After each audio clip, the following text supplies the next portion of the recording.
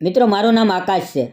જ્યારથી મારી પત્ની સુનંદાએ ફોન કરીને કહ્યું કે આપણું બાળક ટૂંક સમયમાં જન્મ લેવાનું છે, ત્યારથી હું ખુશીથી પાગલ થઈ ગયો હતો. દિલ કરતું હતું કે હું તરત જ ઉડીને ગામડે પહોંચી જાઉં અને મારી પત્ની પાસે રહું. અમે બંનેએ ઘણા સમય પહેલાં જ નક્કી કરી લીધું હતું કે જો દીકરી થાય તો તેનું નામ અનુષ્કા રાખશું. લગ્નના પૂરા 10 વર્ષ પછી અમારા ઘરમાં પહેલીવાર બાળકની કિલકિલાટ ગુંજવાની હતી. આ ખુશીની કલ્પના મને રાતભર ઊંઘવા નહોતી દેતી. સવાર થતાં જ હું મારા માલિક પાસે ગયો અને કહ્યું, સાહેબ, મારી પત્નીની ડિલિવરી આ જ અઠવાડિયામાં થવાની છે. મને માત્ર 10 દિવસની રજા આપો.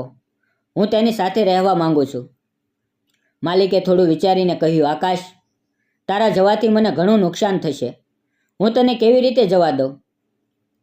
મેં આશ્ચર્યથી પૂછ્યું, સાહેબ, કેવું નુકસાન? હું તો એક સામાન્ય ડ્રાઈવર છું.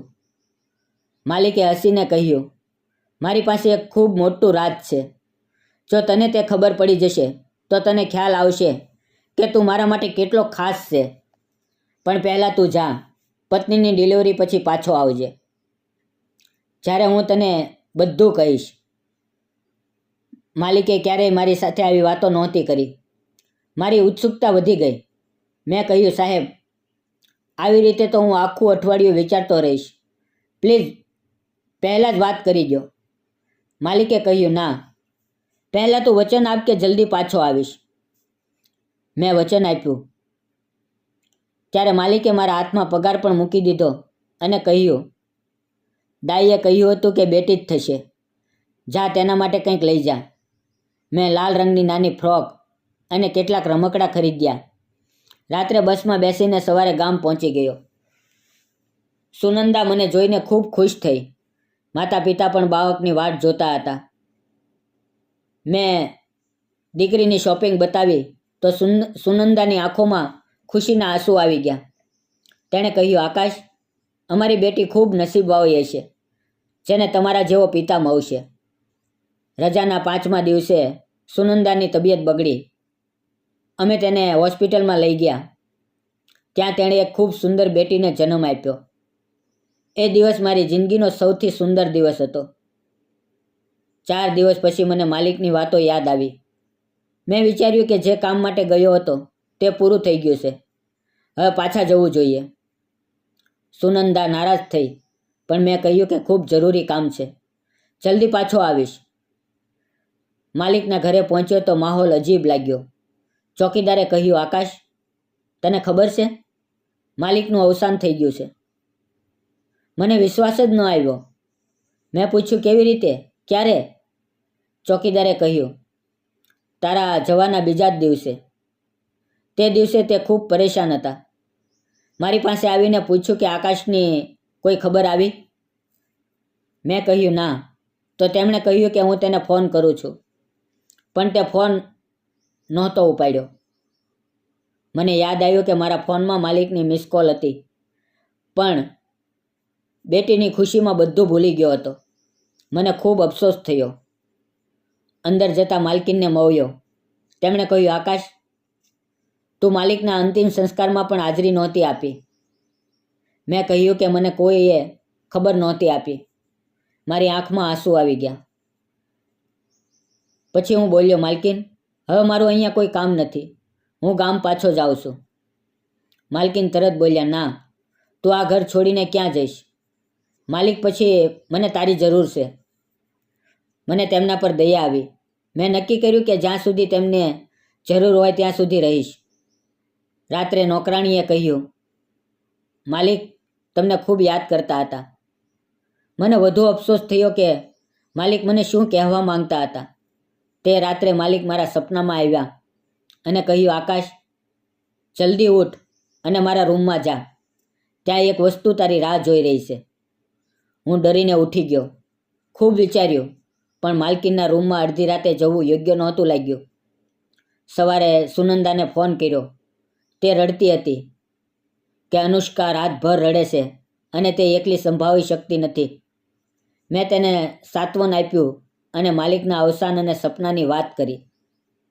સુનંદાએ કહ્યું, મરેલા આમ જ સપનામાં નથી આવતા. જરૂર કાંઈ મહત્ત્વની વાત કહેવા માંગતા હશે.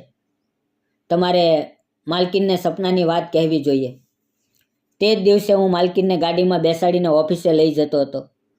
ત્યારે તેમણે પૂછ્યું, આકાશ, તું કેટલું ભણેલો છે? મેં કહ્યું, 8મું પાસ. તેણે કહ્યું, માલિક મરતા પહેલાં કહેતા હતા કે જો મને કંઈ થાય તો આકાશ પર ભરોસો રાખજે. તે ખૂબ સારો અને સમજદાર છે. બિઝનેસની વાતમાં પણ તેની મદદ લઈ શકાય. પછી તેમણે માલિકની વસિયત બતાવી. તેમાં લખ્યું હતું કે માલિક પછી હું જ ઓફિસની જવાબદારી સંભાળું. હવે મારી સેલેરી લાખોમાં થઈ ગઈ. મને વિશ્વાસ જ ન આવ્યો. એક સામાન્ય ડ્રાઈવરથી હું રાતોરાત કંપનીનો માલિક બની ગયો. બધા કર્મચારીઓ મારી આજ્ઞા માનવા લાગ્યા. મેં સુનંદાને ફોન પર આ ખુશખબર આપી તો તે ખુશીથી ગાંડી થઈ ગઈ. પણ અંદરથી મારું મન શાંત નહોતું. કારણ કે દરરોજ રાત્રે માલિક સપનામાં આવતા અને કહેતા, મારા રૂમમાં જા. 2 મહિના પછી એક દિવસ માલકીનનો ફોન આવ્યો કે જલ્દી ઘરે આવ. ત્યાં તેમણે એક પત્ર આપ્યો અને કહ્યું, આ તારા નામે છે. મારા પતિએ લખ્યો છે.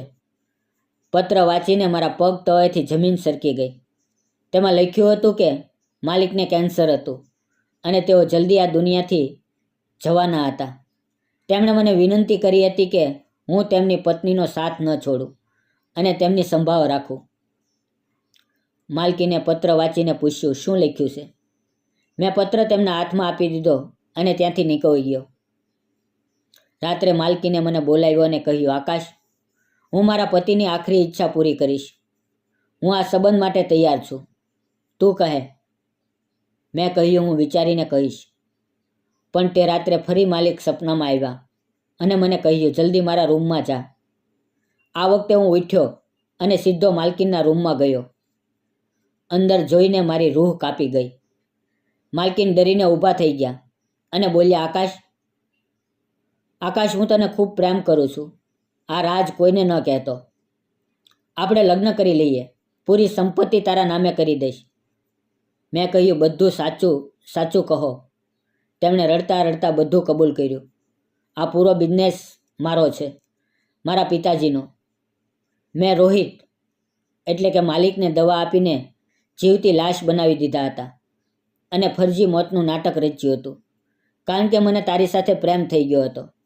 પણ પછી ખબર પડી કે પૂરી સંપત્તિ રોહિતના નામે છે અને તેમણે વસિયતમાં લખ્યું છે કે મોત પછી બધું ગરીબોમાં દાન થઈ જશે. તેથી હું તેમને બેડ નીચે છુપાવીને રાખતી હતી અને દબાણ કરતી હતી કે વસિયત બદલો. મેં મનમાં વિચાર્યું કે જે વ્યક્તિની મદદ ભગવાન પોતે કરવા માંગે છે તેને હું તડપતો કેમ છોડી શકું. મેં માલિકને ત્યાંથી બહાર કાઢ્યા અને દવા આપવાનું બંધ કરાવ્યું. થોડા દિવસમાં તેઓ સંપૂર્ણ સ્વસ્થ થઈ ગયા. તેમણે મારો ખૂબ ખૂબ આભાર માન્યો કે તેમણે મારી જાન બચાવી. પછી માલિકે માલકીનને તલાક આપ્યા. પૂરી સંપત્તિ તેમના નામે પાછી કરી અને વિદેશ ચાલ્યા ગયા. જતાં પહેલાં તેમણે મને 75 લાખ રૂપિયા આપ્યા અને કહ્યું, આ તારી દીકરી અનુષ્કાના ભવિષ્ય માટે છે. તે મારી જાન બચાવી છે. આજે પણ હું વિચારું છું કે માલિકનું એવું કયું કામ હતું જે ભગવાનને પસંદ આવ્યું અને તેમણે તેની મદદ કરી. પણ પછી સમજાય છે કે મારનાર કરતાં બચાવનાર જ ખરો ભગવાન હોય છે. દોસ્તો, જો તમને આ કહાની પસંદ આવી હોય તો વિડીયોને લાઇક કરજો, ચેનલને સબસ્ક્રાઈબ કરજો અને બેલ આઇકોન દબાવવાનું ન ભૂલતા. ફરી મળશું આપણે આવતીકાલે એક નવા વિડીયોમાં. ત્યાં સુધી આવજો. ધન્યવાદ મિત્રો.